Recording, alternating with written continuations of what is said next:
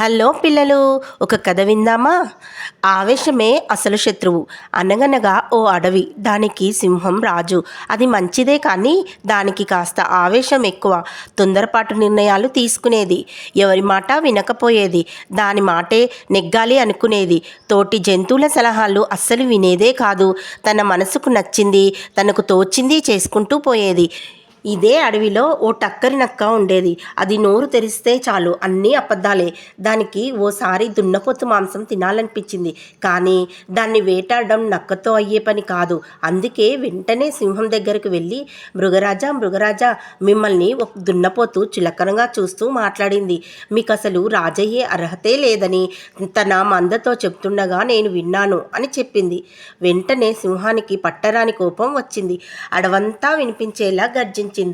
ఆ దున్నపోతును చంపేస్తా అని గట్టిగా అరుస్తూ అది ఉన్న చోటుకు బయలుదేరబోయింది.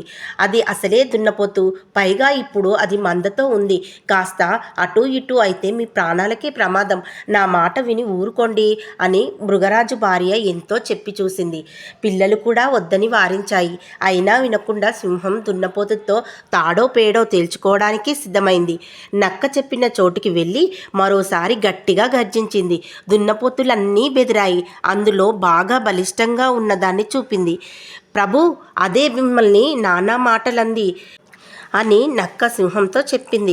సింహం వేగంగా పరిగెత్తుకెళ్ళి ఒక్కసారిగా ఆ దున్నపోతు మీద దూకబోయింది. అది కొమ్ములను ఒక్కసారిగా విదిలించింది. అంతే, సింహం అమాంతం గాలిలో ఎగిరిపడింది. ఈలోపు మిగతా దున్నపోతులు కూడా మృగరాజు మీద ముక్కుమ్మడిగా దాడి చేయడానికి ముందుకు వచ్చాయి. మృగరాజు ఎంత గర్జించినా అవి బెదరడం లేదు. మరి కాసేపు అయితే దాని ప్రాణాలు గాల్లో కలిసేవే.